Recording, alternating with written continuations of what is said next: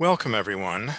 Welcome to the latest in our series of webinars sponsored by the American Association for the Advancement of Science, specifically the Science and Human Rights Coalition. Today's webinar is titled Evolving Perspectives on Anthropology and Human Rights. My name is John Curtis, and I'm a sociologist and a research consultant based in Washington, D.C. I'll be serving as the moderator for today's session. And I want to say right at the outset, just so that you're aware, that today's presentation is being recorded, and the recording will be available on the AAAS website afterward. We have three presenters today, and I will introduce them just briefly. First will be Dr. Liazeny, who is an independent researcher based in Oakland, California. She will give us a brief introduction to the early context for the American Anthropological Association's Human Rights Statement in the years following World War II.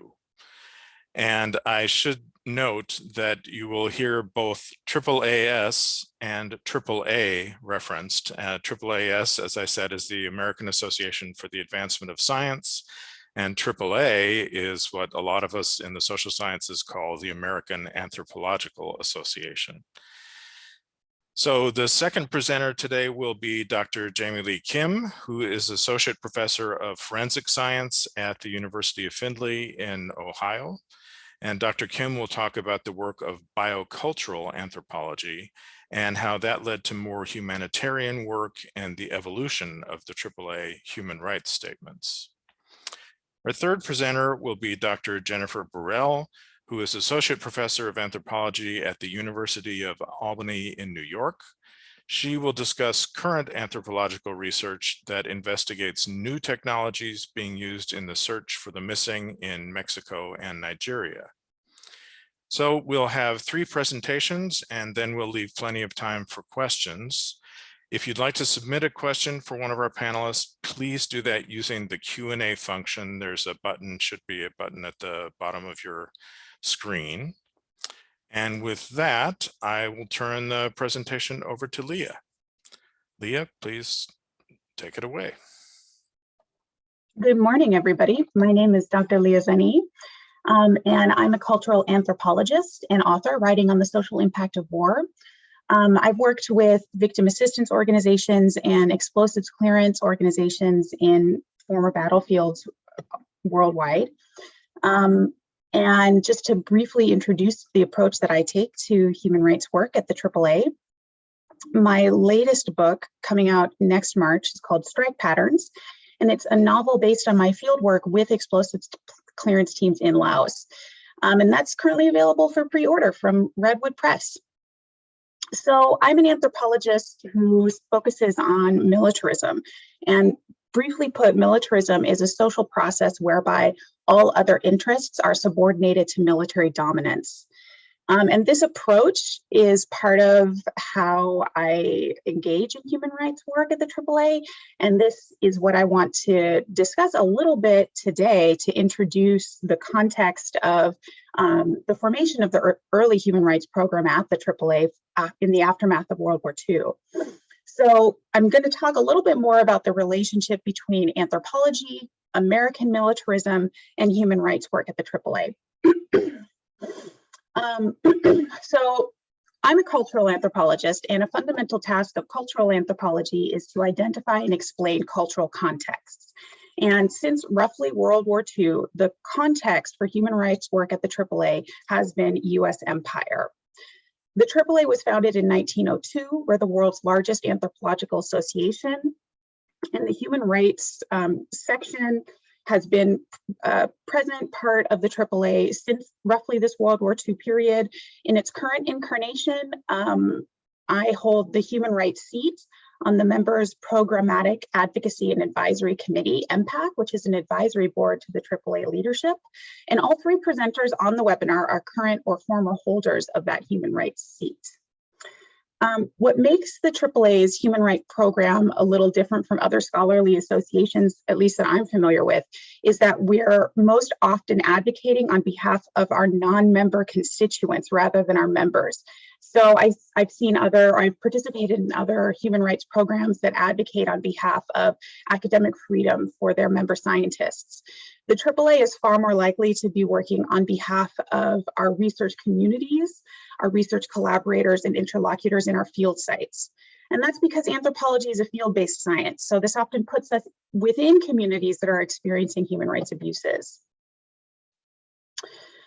So AAA program dates to roughly World War II. And I think that this is really important because it demonstrates the way that human rights work, at least for anthropologists, is developing out of a relationship between anthropologists, our field site communities, and American military intelligence programs that often operate in our field sites and academic communities. And this relationship continues to shape human rights work and the kind of debates that anthropologists are having within the AAA. The AAA's first human rights-like statement was against Nazi racial science in 1938. At the annual meeting that year, the AAA leadership passed a resolution declaring that, quote, anthropology provides no scientific basis for discrimination against any people on the ground of racial inferiority, religious affiliation, or linguistic heritage. So already that World War II, even before the UN Declaration of Human Rights was released, anthropologists are already getting involved in this global community that's discussing what human rights will eventually become. In 1941, the AAA annual meeting was held just 3 weeks after the Japanese attack on Pearl Harbor, and that heavily shaped the debates that were happening in our discipline at the time. The AAA leadership passed a resolution at that annual meeting, placing its members and resources entirely at the disposal of the American military. Over the course of the war, AAA members worked as translators, advisors, mediators, and cultural experts. Some of the most well-known cultural studies to come out of our discipline in the 20th century, such as Ruth Benedict's study of Japan, The Chrysanthemum and the Sword, were commissioned works of cultural intelligence for the war effort. I've worked in former US war zones for my own field work, so I have some understanding of the complexities that these anthropologists in the war period were facing in their own work. And I have compassion for the ethics challenges of carrying out that research well. With hindsight, it's easy for me to look back on studies like this, like the Chrysanthemum and the Sword, and be critical.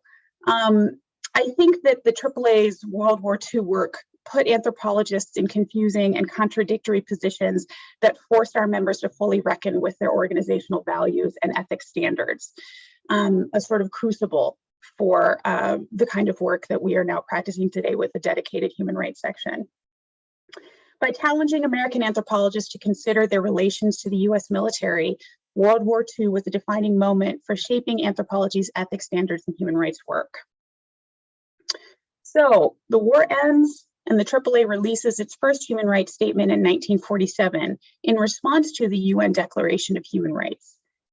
In this post-war period, having just gone through this very unsettling process of working directly with the military during the war, the AAA was highly critical of really any concept of a common or universal or global anything.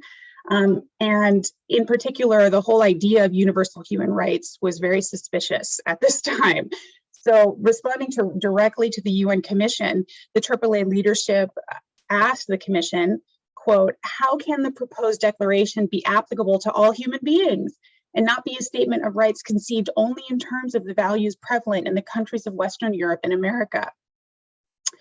They went on in this 1947 statement to talk about the need for cultural difference and cultural relativism, that these differences must be a foundational right that supports all other rights. I'm just paraphrasing the statement here so you have a sense of the concerns that people had at the time. They wrote that because values, morals, social rules, and notions of inherent rights and duties all vary by culture, it's just not possible to select universal human rights that could be applied in every cultural context. While there is a core similarity between all human groups, actionable human rights can only develop within a particular cultural context, any effort to impose universal rights of one culture upon all other cultures is just imperialism by another name. So we can clearly see the influence of the war here in this kind of reactivity in this statement. I think that at the time, the AAA was under a lot of pressure to conform to the post-war global order. This order included both large movements for decolonization and the US's new position as a global military hegemon. Navigating these competing claims with a greater awareness of its relationship to US empire, the first human rights statement positioned anthropologists as advocates against imperialism. However, in a few years' time, the AAA leadership would begin secretly compiling a database of members at the behest of the CIA. And so these debates continued as the AAA entered the Cold War. When I was preparing for this webinar, I thought about the many parallels between the AAA's 1947 statement and the 2020 statement. We are facing similar social pressures and human rights challenges, and we are going through a similar reckoning with social inequality, which calls us to reassess our organizational values and standards of practice. Today, the AAA is under increasing pressure to respond to the many social crises that we're facing together as a society and as an organization. Like our colleagues in the war period, we have also been called to join a large national military effort, the War on Terror. In the wake of 9/11, the Army created the Human Terrain System, which is a program that tries to harness culture experts to military programs. So this is an example of a program that uses anthropological soft power to wage war. But since World War II, I think the AAA has become more skeptical of these claims for dual-use anthropology. So in contrast to that 1941 decision by the AAA leadership to just completely place the organization at as like a resource for the military during the war, in 2007, in response to the Army's Human Terrain System program, the AAA leadership released a statement condemning the Human Terrain System and saying that it was incompatible with the association's code of ethics. Well, that's something that we've been able to say because of these lessons that we learned earlier.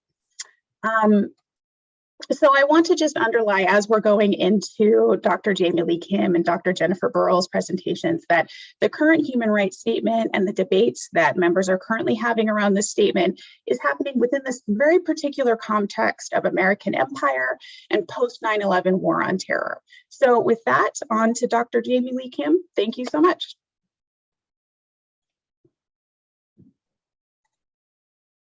Thank you, Leah. So as you can move on to the next slide too, please. So as has been mentioned, my name's Dr. Kim, and I've worked in both cultural anthropology and biological anthropology. I'm a four-field anthropologist, but those are the areas in which I'm most heavily trained. That being said, I wanted to bring in a little bit more of the biological perspective into this evolution of anthropology and anthropology's engagement with human rights. As Leah mentioned, we have the original statement on human rights coming out of AAA.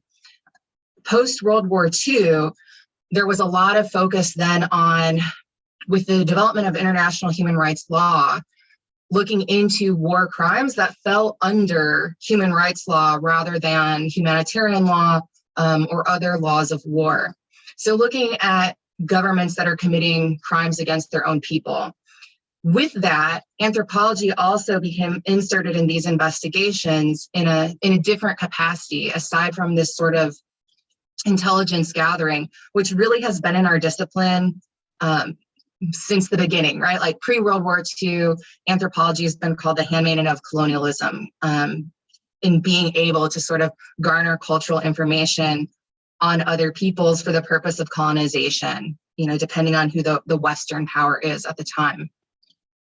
So in the 1980s, we know, or perhaps given that this is a AAAS webinar, much of the audience knows that Eric Stover, which was with AAAS at the time, and Clyde Snow put together a team to go into Argentina, and this was at their request, and investigate into the disappeared. And this involved historical archival research, exhumations, talking to witnesses, and really drawing on solid anthropological skills across cultural, biological, and archaeological anthropology.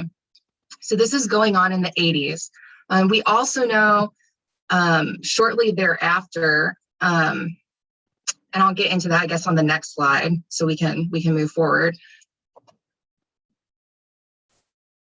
People were interested in using this type of information and evidence, either for criminal judicial tribunals, but then also in a model called transitional justice. That doesn't necessarily mean there's going to be a criminal investigation, but rather it's more investigating to sort of set the historical record straight, to gather evidence in case there is prosecution of war criminals. So that was transitioning into the 90s, this idea that in the interim, while governments are transitioning, we can still have investigative truth commissions, we can still gather evidence, we can do some type of reparations for folks. So whenever there were human remains involved, that's where we really saw the forensic anthropologists and archaeologists engaging with these investigations. And I just wanted to quickly highlight these because then in the 1990s, in 1999 actually, the AAA released another statement on human rights and anthropology. And this statement really focused on, at this point in time, international human rights law and the different covenants that came out of it. Even within the statement itself, it specifically references the international covenants on civil and political rights and on social, economic, and cultural rights. It references the conventions on torture, genocide, and the elimination of all forms of discrimination against women. So it's drawing, AAA is drawing on this international human rights law to really frame how anthropology is thinking about human rights. And we see this across the board, right? We see it culturally with this evolving relationship with anthropology and the military. We also see this more from the biological side with these international forensic investigations. Now, as these forensic investigations have evolved over time, and you can move on to the next slide. This is new terrain as far as in sort of the history, right, of forensic and biocultural anthropology. So it was these investigations were very evidence driven, just like much of the focus with anthropology and human rights was in this very legalistic framework. Now, moving beyond that, we've started to see an ability for anthropologists to apply these sorts of human rights perspectives to forensic investigation or application of both biological and cultural methods to help people after human rights violations. We see it moving beyond sort of the bounds of medical legal investigations or criminal investigations. And that's important to bring us as we're working our way up to the current statement that AAA has put out. Over the years, especially post 9/11, so in the 90s, we've got these sort of international investigations. And then post 9/11, we really saw a sort of uptick and upsurgence in the involvement of biological anthropologists in mass disaster victim identification, mass disaster management, mass violence. So it broadened up the field and it broadened up anthropological interest. It's not to say that folks weren't doing this pre 9/11, but this really highlighted the ability for anthropologists, because of our diverse training, to engage in different ways in these really, terrible humanitarian and human rights situations. However, a lot of the language is still often framed around the right to know, right? So the right to know what happened to your loved one who didn't survive, the right to know the identification of the person, and the idea of preserving dignity for people who don't survive mass disaster or mass violence. So there's still sort of, and those phrases are rooted in international human rights law. So there's still this sort of transition where we're broadening our work.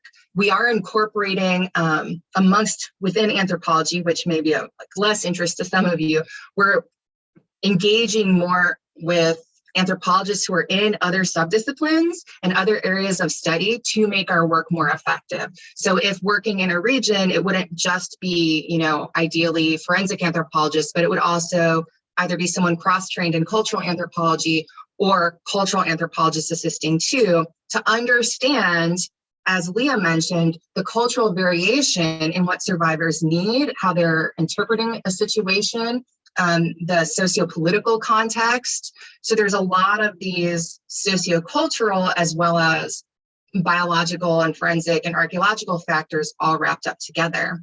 So you can move on to the next slide. That being said, to give some quick examples of what this might look like in sort of post 9/11 work, and I'm focusing more domestically in the US, looking at humanitarian and human rights work in the US and Canada. So for example, a great sort of convergence of different anthropological skills to look at a human rights scenario would be the residential schools in both Canada and the US. For those who are less familiar, in Canada, in the early 2000s, there was a class action lawsuit against the government, given the institutionalization of Indigenous children in these residential schools and the forced assimilation, physical abuse, sexual abuse. And there was a settlement agreement that came out, and they used this alternative transitional justice model of, we'll have an investigative commission, we'll locate the cemeteries at the schools. Each school had a cemetery. We'll try to document what happened to the children who just never returned home from school, which I think at this point, the estimates are around 6,000 children where they weren't sure what had happened to them. Had they died? Had they run away? Were they buried at the school? What had happened?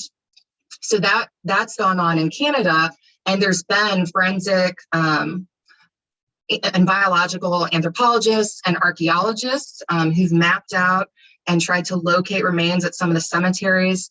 It wasn't part of the official process, but other excavations have occurred due to things, like cemeteries being destroyed just naturally. And so trying to go in there before like a diverted river, exhumes remains basically. So there have been excavations in the hopes of providing some type of redress for Indigenous survivors. And then we see a similar process happening occasionally in the US.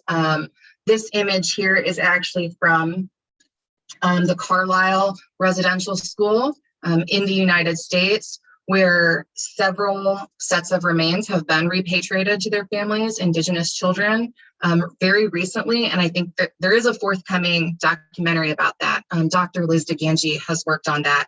So we're seeing this anthropological approach, even to now we're moving out of, as far as like the Western-based, American-based anthropologists are concerned, out of international and more into domestic work. And it's also moving out of what might be considered international human rights law into this more humanitarian framework. We also see this in the US-Mexico borderlands with the migrant and refugee diaspora of people coming in and dying as border crossers.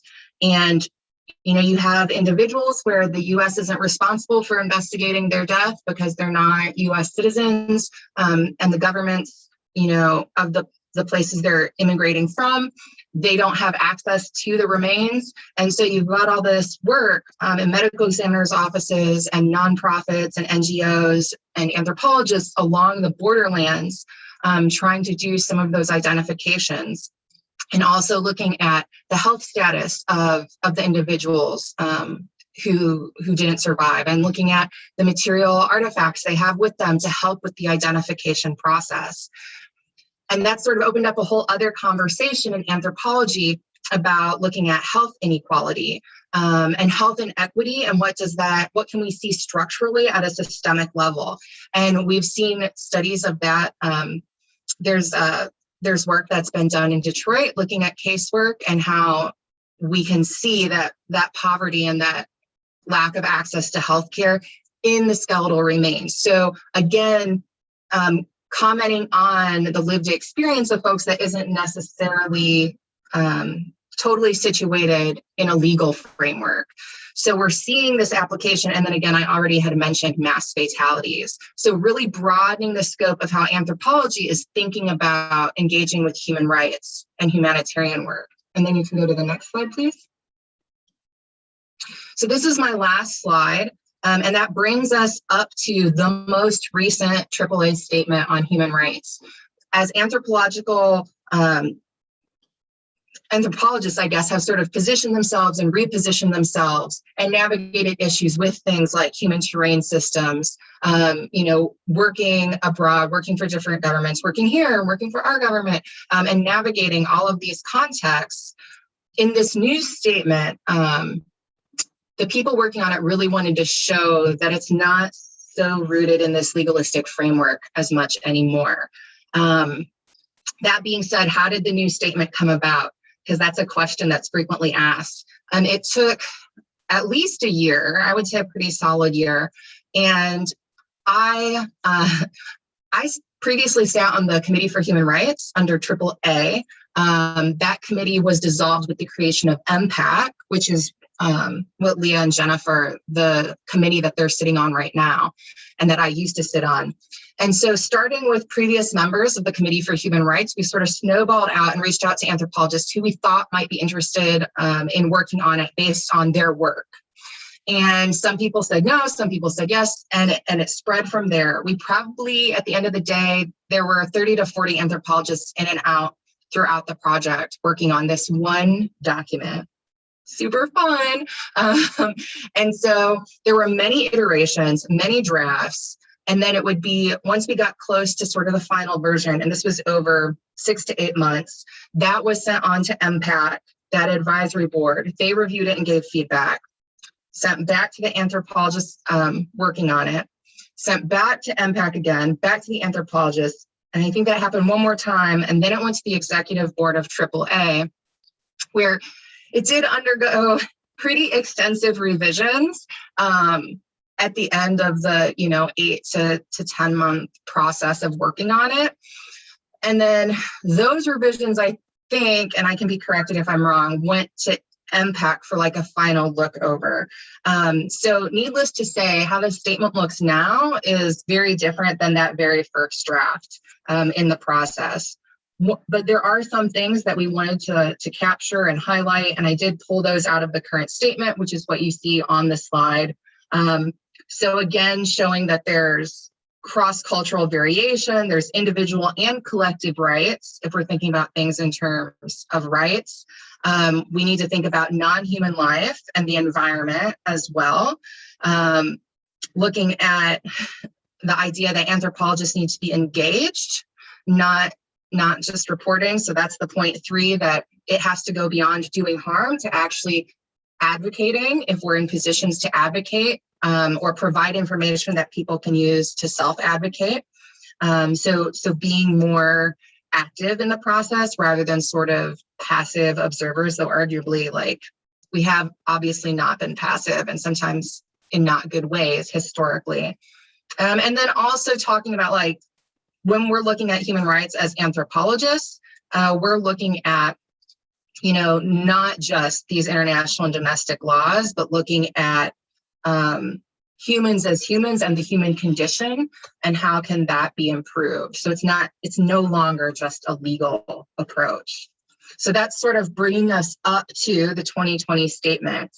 And then I believe Jennifer is then going to talk about some more applications and then also future directions as this perspective on human rights continues to evolve in anthropology. So I'll turn it over to her.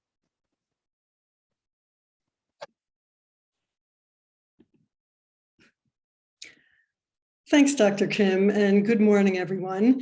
I thank the AAAS for the opportunity to share these evolving anthropological perspectives on human rights in this forum. And in these last minutes, I'll discuss a research project that emerges from many of the historical and theoretical considerations and methodologies that Leah and Jamie Lee have just laid out in the previous part of this presentation. The research also involves close collaboration with Teresa Harris and Jonathan Drake of the AAAS Scientific Responsibility Law and Human Rights Program, which I'll discuss below. The project that I'm discussing today, Evidentiary Dilemmas in Emergent Publics, How Contestations over New Geospatial Technologies Are Shaping International Justice, is a multi-sided project, a multi-sided 3-year project with 3 phases of research being conducted in Mexico, in Nigeria, and at the International Criminal Court. It's located at the intersection of emerging trends in legal anthropology, in science and technology studies, and the anthropology and practice of human rights. The co-primary investigators of the project are myself, Dr. Kamari Clark, who is professor at the Center for Criminology and Socio-Legal Studies and the Center for Diaspora and Transnational Studies at the University of Toronto, as well as an adjunct professor of anthropology at UCLA, and Dr. Sarah Kendall, who is a professor of international law at Kent in the UK. Since the early 2000s, Mexico and Nigeria have become global hotspots for homicides and disappearances, and yet less than 1% of the missing have been located and 10% of the homicides have been solved. These low success rates of law enforcement and legal institutions have driven families of victims and civil society advocates to seek new alliances with technologists and scientists in the hopes of locating the disappeared and ultimately to create evidence for local as well as regional and international courts. Laypersons are now learning about and being trained in the use of new technologies in remote and local contexts, and the evidence that they collect is being utilized in case building and legal judgments. The deployment of geospatial data is giving rise to complex contestations around the access to technical knowledge and the means to generate that knowledge, as well as questions of who has the authority to legitimize data within spheres of power. In Mexico, for example, we find that family members may have significantly more experience with the use of geospatial technology in the creation of evidence than, for example, the prosecutors who work on their cases. Next slide, please. The research is a collaboration among anthropologists, legal experts, and scholars, among NGOs, the Argentine Forensic Anthropology Team in Mexico City, and the Clean Foundation in Abuja, Nigeria, among them, families of the missing in Mexico and Nigeria, and collectives which they have formed, and again, experts from the AAAS Scientific Responsibility, Human Rights and Law Program, and that's Teresa Harris and Jonathan Drake. And I'll say that we were fortunate enough as we began this research that they had just published a state-of-art report on geospatial evidence in human rights litigation, technical and legal considerations. So Nate, I don't know if you have a copy of that to post in the chat, but that would be great if you do. During the research, we've been fortunate to learn about and speak with experts of many different kinds of technology from many different sectors, and to participate with and learn about how they're forging new grounds in human rights investigations. Jamie Lee has already provided an overview of how anthropology and other disciplines are working together in human rights. And for us, it's been an honor to sit at the table as researchers of various sorts continue to probe new human rights applications in the cases of disappeared. Many organizations have been at the forefront of this work, including the Argentine Forensic Anthropology team. However, much fruitful incubation has also taken place in and around AAAS itself. The AAAS Human Rights Coalition and programs like On-Call Scientists are great resources for finding collaborators and exploring new terrains in human rights research and practice. Next slide, please. In this particular project, we seek to understand the role of new technology in the production of evidence for human rights cases. What kinds of evidence is produced from these technologies? How is it received in courts? How is it understood by lawyers and judges? We're asking about the opportunities, tests, and conflicts that emerge around the use of these new technologies. When, for example, family members of the disappeared have more experience than prosecutors. When technology inadvertently contributes to a situation in which families with disappeared loved ones feel distanced from processes. We explore the question of whether new technologies democratize access to justice at a time when videos and photos captured by individuals with cell phones or apps are used to alert defenders and authorities about human rights abuses. At a time when time and date stamped crowdsourced evidence can be used in court cases or AI-driven platforms that recreate scenarios of what happened based on crowdsourced data. When satellite technologies, drones, GIS, GPS, and artificial intelligence give rise to innovations in legal evidence, which in turn have the potential to transform our understanding of justice in the 21st century. We are interested in geospatial and surveillance technologies and the creation of evidentiary platforms, both in terms of the democratizing access to the means of producing justice and the limits of these processes as forms of knowledge and evidence jostle for legibility and legitimacy within the context of legal proceedings. Finally, while we work towards supporting the dignity and hope of families and communities throughout the world who are searching for their loved ones, we are also attentive to the limits of this technology and human rights, and to the ways in which technology can create divides between immense sorrow and suffering of families and the law and scientific objectivity of the production of knowledge and evidence. Slide 11, please. At the center of our research process has been technology trainings in Mexico and Nigeria. And this can range from participating in informing interested audiences or constituencies advocating for its use in their work, in what geospatial technology is, how it can be used in cases of the disappeared, to training for technical teams like the Argentine Forensic Anthropology team, members of prosecutors' offices, and police officers, as in a recent training in Nigeria. As researchers, we have been learners, observers, and backup for the numerous kinds of glitches that arise in relation to our rapidly adapted online and hybrid models, addressing sometimes organizational issues, dealing with bad internet connections the world over, and helping things to run smoothly. We've organized 2 legal trainings conducted with Teresa Harris and local experts on the use of geospatial evidence in human rights litigation in May 2020 in Mexico and in July 2021 in Nigeria. We have also conducted geospatial technology trainings with Jonathan Drake in April 2020 with the Argentine Forensic Anthropology team and Mexican prosecutors, and in November of 2021 with police in Nigeria. We've also participated with colleagues in Mexico in training for collectives of families searching for their loved ones. I wanted to add here a note on research in COVID times, which we have been doing, and I'm sure which many of you have experience with or have struggled with, and so forth. One of the things that I wanted to tell you about here is when we first embarked on the trainings, on the geospatial technology trainings, normally they would have a component where trainees worked with drones, collecting data, and then we would analyze this data, practice some photogrammetry techniques, and learn how to identify the parts of the data that were of interest for a particular case. Jonathan Drake was doing these trainings with us, and he's regularly conducted these trainings throughout the world. But until 2020, he had done this in person.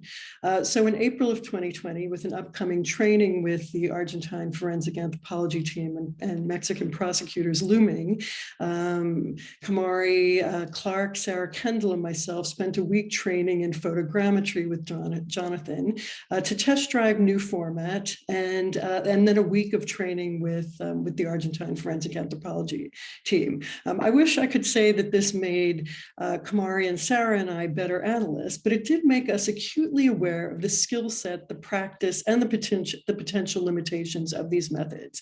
So that is to say that in a moment where we have been substantially challenged to switch up our research methods to meet conditions the world over, these moments also have been essential to our research and to understanding various parts of how the pieces are fitting together and how it is that they're changing in response to the larger context of the pandemic. Final slide, please.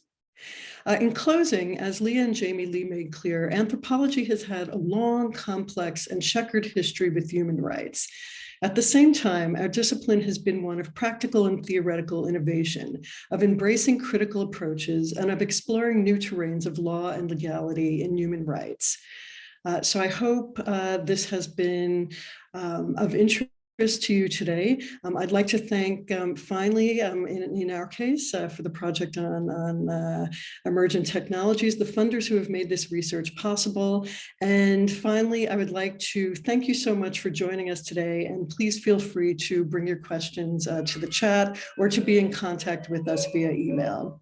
Thank you. All right, thanks very much to all three of our panelists, and let's bring everybody back so we can take some questions, hopefully from the audience, and hopefully provide some useful answers as well. And I want to note a couple of things. If you have questions, please use the Q&A function. There should be a button at the bottom of your screen in the webinar. And Jennifer mentioned specifically there have been a number of resources that have been posted in the chat, but Jennifer mentioned specifically the AAAS On-Call Scientists program. And that's something that I think we definitely want to highlight. It's really an excellent way for organizations or communities to call for help and see if they can find someone who can really provide some assistance in the work that they're doing on the local level. So let me go ahead and start with one question myself. And just generally, I think this is something that all three of you have at least touched on a little bit. How do you view the balancing act, I'll call it, of doing science and in some cases maybe doing that in an academic environment, but also working with local communities and getting a much better sense of what's important for them. And Leah started us off referring to anthropology as a field science. And, you know, there's a long history of the idea of ethnography and real immersion in local communities. So how do you see that balance of doing science, but also trying to learn more and even represent the local community perspective?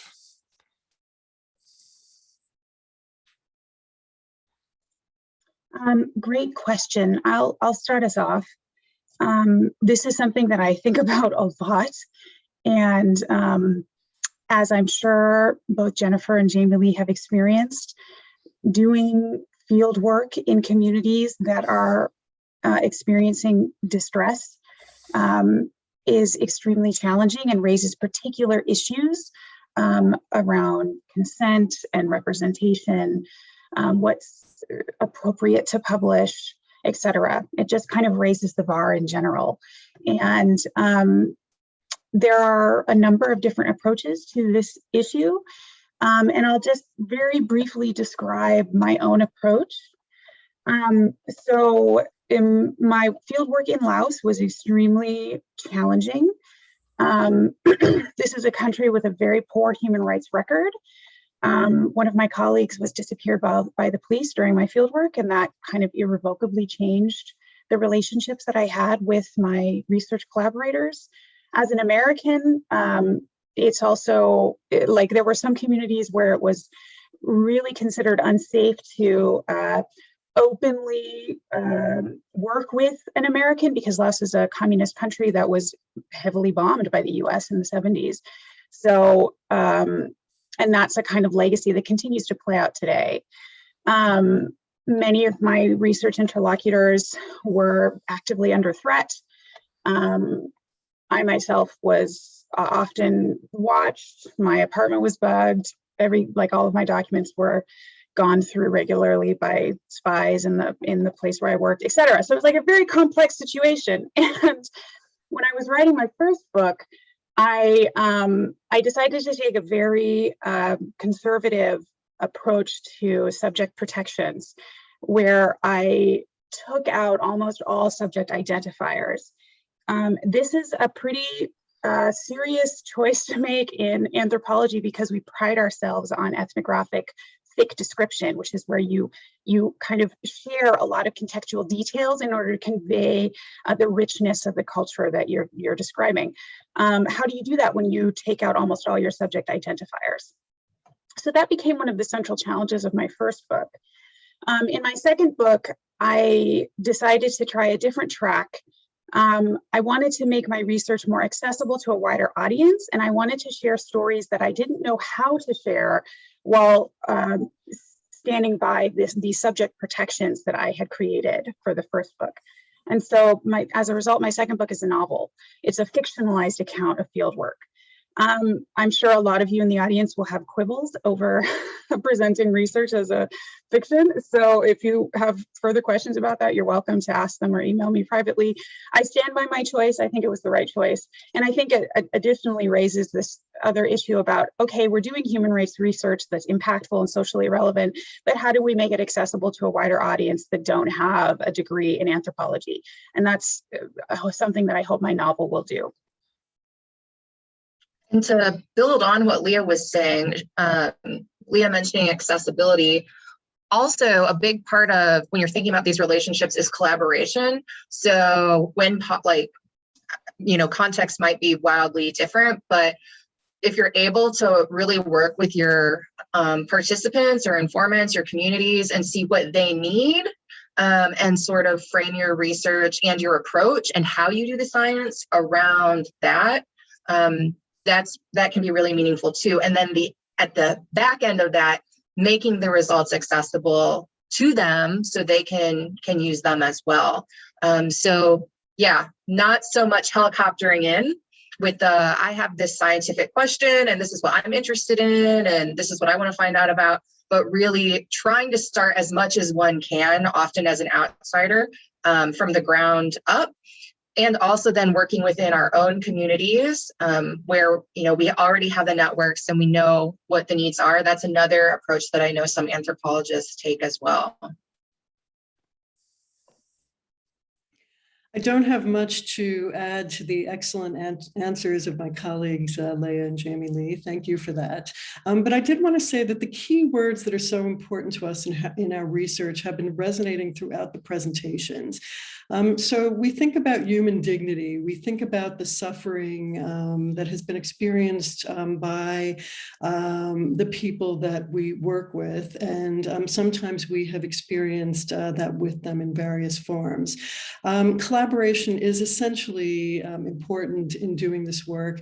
And often this work is done at the behest of groups, for example, who request assistance, who request access to things like new technologies to do their searches or trainings or so forth. So part of that collaboration is entering into conversations with our collaborators about their needs, about what expectations, helping them to set expectations. For example, in working with new technologies, one of the things that we find is that they are invested with extremely strong expectations, right? And so part of doing this work is to talk to people about the limits of these new technologies and what they can and cannot accomplish and how they may not be useful in all cases, for example. Okay, great. Thank you very much. We have one question so far in the Q&A, and I'll just remind everyone that if you'd like to submit a question for the panelists, please use the Q&A function. From Howard, who asks, doing this work in recent years, what have been the challenges to your personal safety and that of those with whom you work? And what are best practices for protection? And I think you've already touched on this in some regard, certainly Leah in your opening answer, but do you have any further thoughts on personal safety and protecting those with whom you're working? Any of you, actually.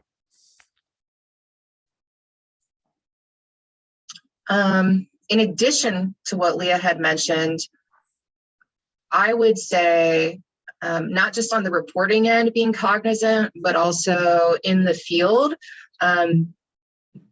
Like communities, people talk, right? So making sure you're just very aware of who you're seen with, if that could be a danger to the person, or especially with like snowball sampling, like someone refers you to someone else who refers you to someone else, just being mindful of not divulging too much of that. which a lot of this stuff already sort of falls under ethical research guidelines. Just having that awareness, though, and really incorporating that into the field work is important. As far as physical safety, I would say it varies so widely in context. Sometimes it's, the terrain that we're in, right? Like we might be stuck in the mud in the middle of there's no one to rescue you. So it could be, the environment and the landscape. It could be due to, ongoing, warfare or violence. It could be making sure you have the right vaccinations. It's just like such a huge array of things. And I think that gets better with practice, at least for me. I'd like to add to, sorry, Leah. Go ahead, Jennifer. Okay, I'd like to add to that. So much has been covered, and as Jamie Lee points out, it is a huge and extremely diverse topic. However, one thing that we have noticed and that I've noticed as a researcher over the course of many years is that that our collaborators, the people that we're working with, are often very good resources for what safety mechanisms should be, what safety mechanisms are missing in a particular place and need to be taken account of, and so forth. And so we have been, for example, in meetings where everybody checks all of their cell phones and computers before walking into a meeting, because our colleagues have had experiences where these kinds of electronics have been used to try to hamper their work. We've had experiences, or I've had experiences, for example, where people, for example, have advised me on anything from what road to take, what roads are dangerous, these kinds of things. But I would also like to say that another thing that is essential when taking up this kind of work is the protection of data. So Jamie Lee, for example, has mentioned care with who you're talking to and what perceptions you are creating while you conduct field work.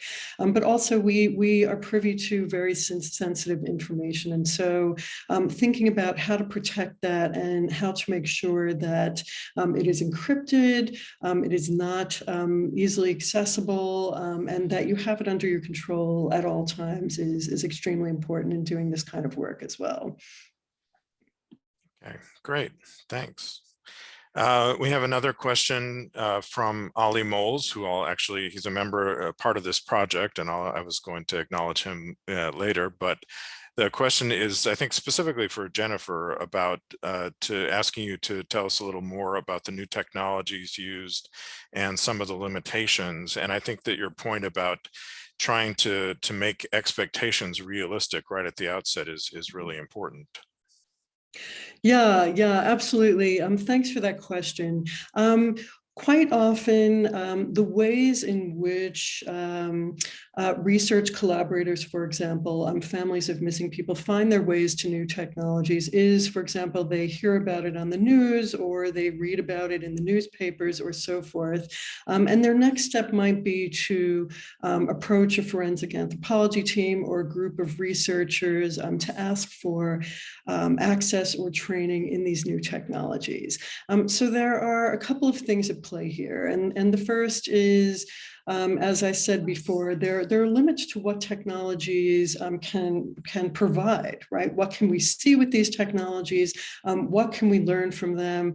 Sometimes they're not successful. Sometimes, for example, there's too much tree cover and we can't see anything with geospatial technology or LiDAR, for example. Other times it is too wet to do ground sensing. There are all kinds of things that can happen with new technologies. And so we are never guaranteed a result with those technologies. And the other issue with the new technologies is that it is it is often part of what I mentioned with regard to the training is that some of these trainings are meant to inform constituencies about how these new technologies work, what they can do, the possibilities that they might offer to a particular case.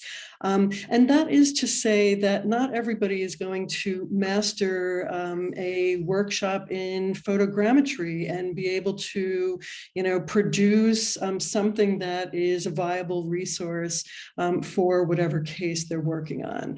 So that also that is also another point. And finally, some of the new technologies have been quite high profile. I would mention, for example, the platform that was built in the investigation of the 43 missing students in Ayotzinapa in Mexico. And it was an extraordinary platform, both aesthetically and in terms of how it processed large amounts of conflicting data to enable investigators to draw some particular conclusions and so forth. However, having that kind of platform, while it's extraordinarily useful and so forth, can, if it becomes the focus of investigation, shift tension away from the real suffering and the quest for dignity of families who are searching for their loved ones. So that is, there's a balance to be kept with the work that new technology can actually contribute to some of these cases, and the core reason around our engaging in this kind of work, which is both to assist in these devastating losses that people have suffered, and to contribute new methodologies and theories to how we understand human rights and human rights practice. Yeah, thank you very much. We have time for at least one more question, and we have a couple in the Q&A. I want to go with a little more general, but one that I think is very relevant for today's presentation. And that's from David Rabinowitz asking, what is the current AAA position on the UN Declaration of Human Rights and traditional or possibly indigenous cultures? And the three of you have talked about the evolution of the statements. And Leah, I think you kind of started us with that very oppositional stance of AAA initially to any idea of a universal declaration. So what is the current position on the Universal Declaration of Human Rights? Just to briefly build on my earlier point, which John summarized, while anthropologists were initially very suspicious of claims for universal human rights, I think we have over time as a collective largely gotten on board with this program. Like, we still have a lot of serious concerns about claims that may erase the personal needs of a community and their particular value system, and like what to them counts as an inherent right.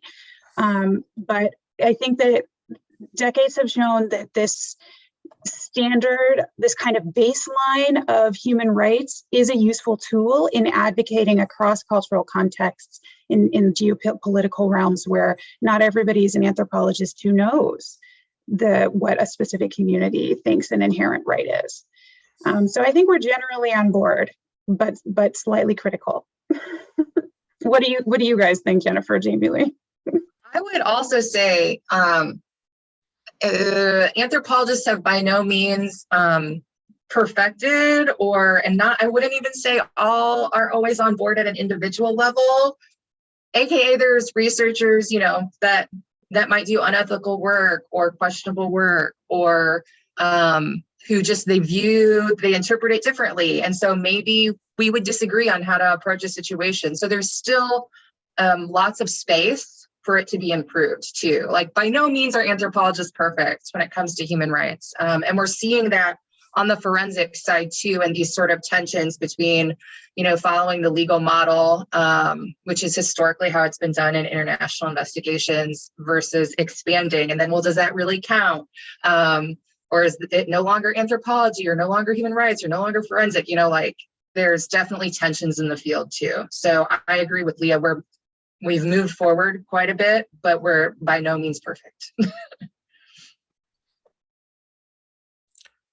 Okay, well, I think we are really pretty much out of our allotted time, and I just wanted to thank, in closing, I'd like to thank all three of our presenters today, and I want to thank you especially for keeping to the time. I think that made for a really good presentation and allowed us to answer a few questions from the audience.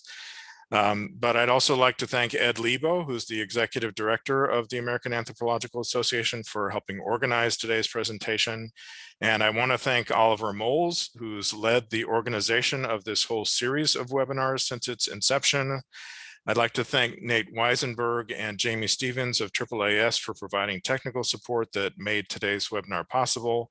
And I'd like to thank everyone who joined us today, and I hope it's been a useful experience for you. So thank you all very much.